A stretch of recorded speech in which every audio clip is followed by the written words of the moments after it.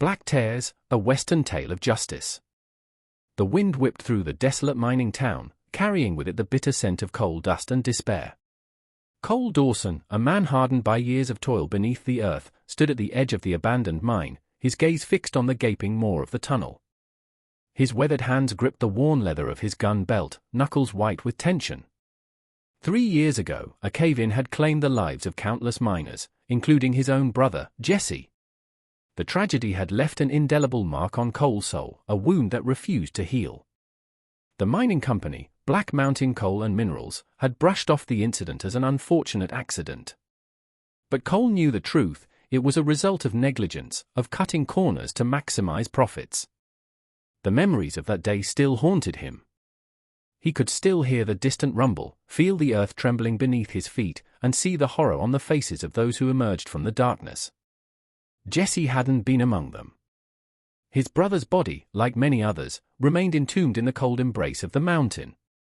Fueled by a burning desire for justice, Cole had spent the last 3 years gathering evidence, following leads, and building a case against the company.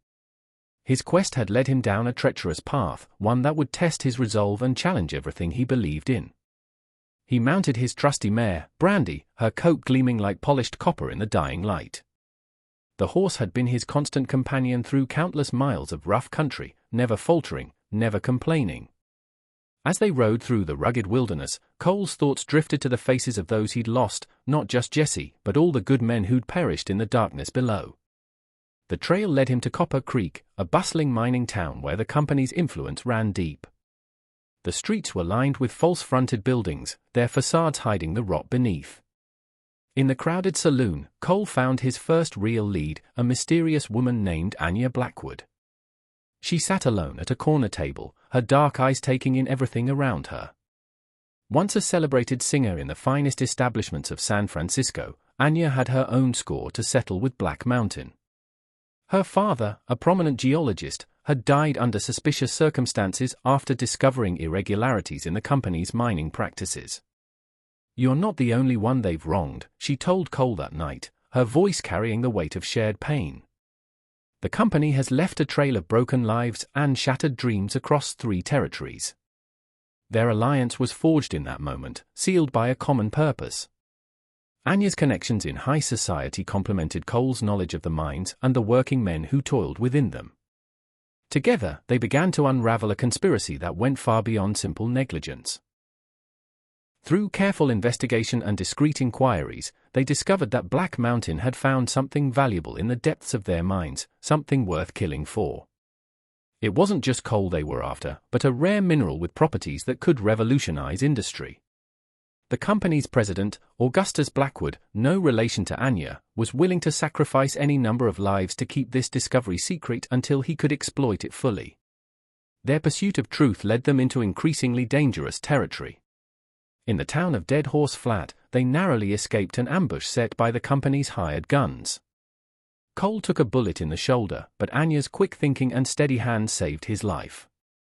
As she stitched his wound by lamplight in an abandoned cabin, Cole saw a different side of her, not just the refined lady seeking revenge, but a warrior in her own right.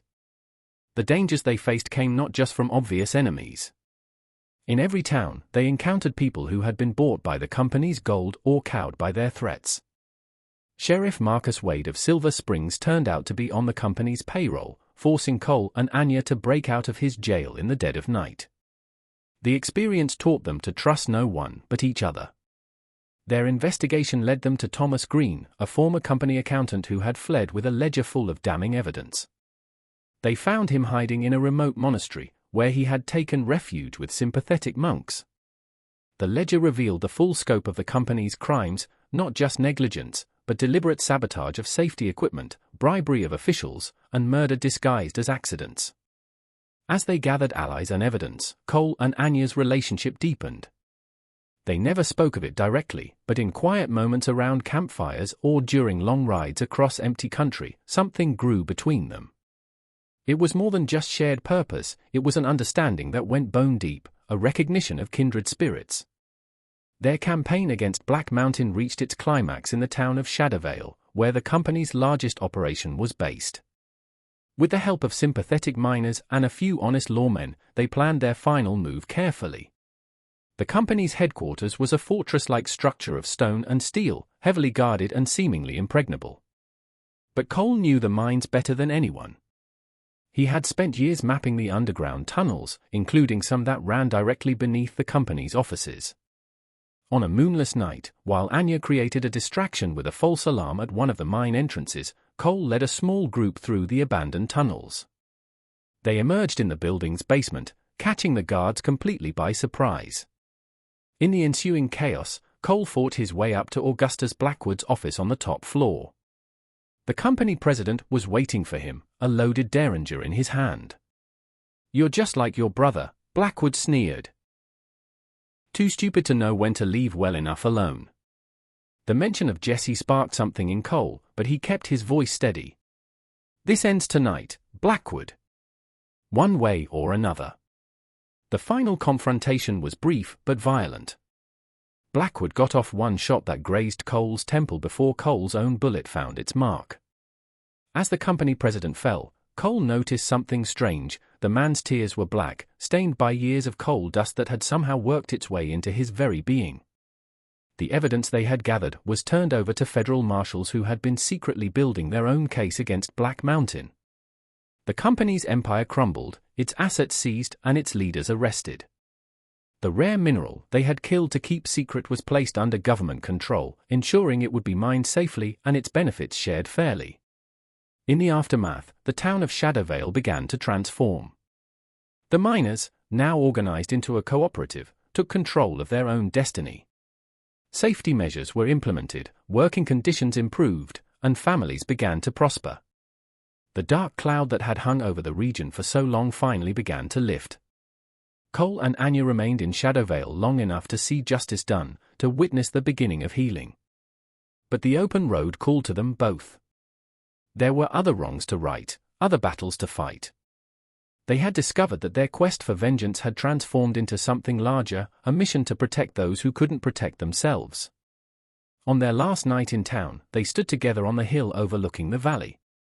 The setting sun painted the sky in shades of gold and purple, while below them, the lights of the town twinkled like stars fallen to earth. "Where will you go?" Anya asked, though she already knew the answer. Cole smiled, reaching for her hand.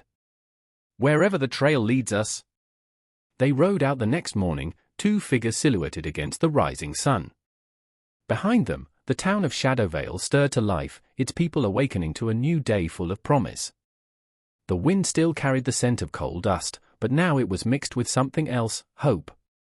As they crossed the ridge that would take them out of sight of the valley, Cole thought about Jesse.